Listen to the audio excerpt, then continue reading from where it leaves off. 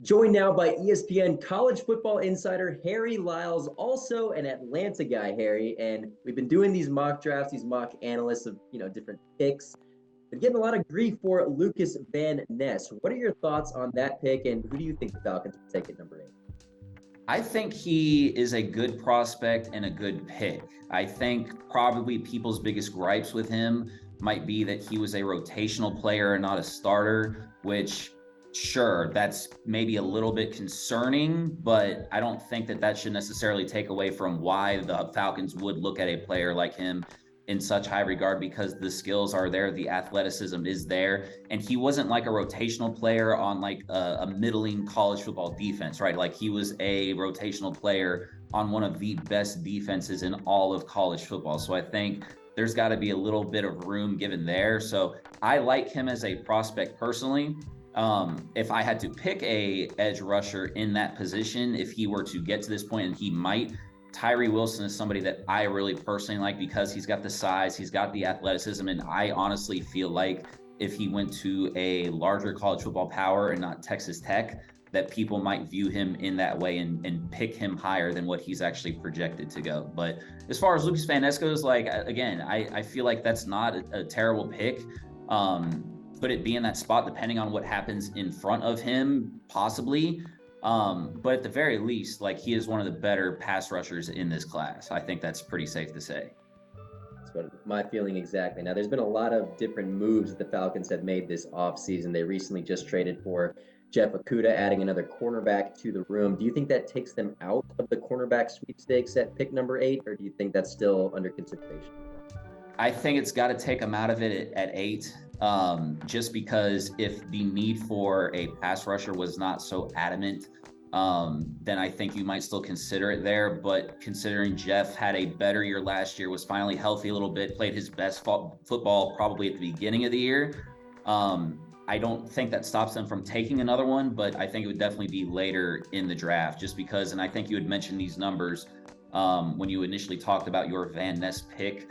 The Falcons have had a very rough go of it when it comes to getting to the quarterback. And the one time they didn't have a rough go of it, they actually were in the Super Bowl. So to me, there's a lot of things that you could get distracted by here at this number 8 pick. But I think as long as they go edge rusher, they'll probably be in good shape. Gotcha. Now, I'm going to bring a scenario here. Say the Atlanta Falcons trade down from 8, let's say the 15 to 20 range. Mm-hmm. If that's the case, who do you think they pick up in that scenario? I think Lucas Van Ness could be there at that point. Depending on what sort of happens there, they might be more inclined to go and pick somebody that maybe I don't think would be an edge rusher. But I still think if they trade down, they're going to do that if they think that a guy that they think is going to be there, possibly like a Lucas Van Ness, would be there in that case. Which, if you're a Falcons fan, like, I think you kind of have to trust in what Terry and Arthur are kind of doing right now. Like, when I saw what the return was on the Okudah trade, I was like, why not? Right? Like, let's try it. Like, it might not work out. That's a very real thing. But if you're able to get something else in return along with that gamble, you might as well take that. So if you're going to trade down and a guy that you really like in that first round is going to be there, that is a risk that you take, in my opinion, because, again, I don't think at that 8 spot, unless Will Anderson falls, unless Jalen Carter falls, you're not going to get somebody there that's going to just be this monumental, franchise-changing player. More likely not, right? So if you do trade down and you think your guy's going to be there, I think that you do that. All right, and last question I got for you, Harry. You brought him up just now. Pretty polarizing player at this point, Jalen Carter. No one seems to be able to pinpoint where exactly he's going to land. His agent says he's not going outside of the top 10.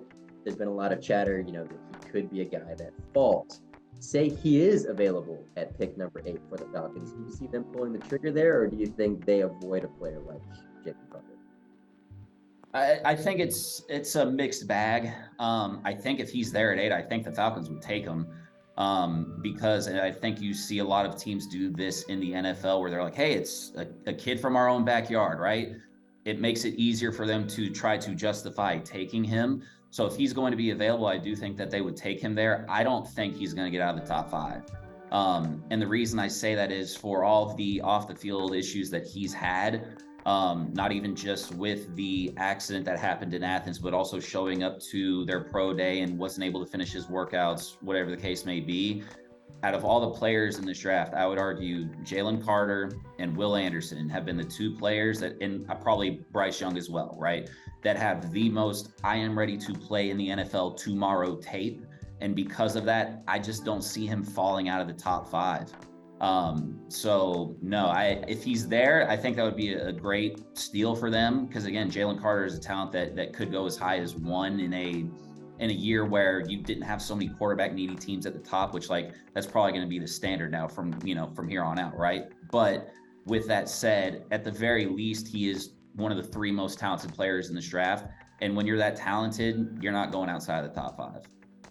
I have to agree with you right there. That's ESPN College Football insider Harry Lyles on who he thinks the Atlanta Falcons will take in this upcoming NFL draft. We've got a couple more of these Miles mocks coming, but until then, I'm Miles Garrett.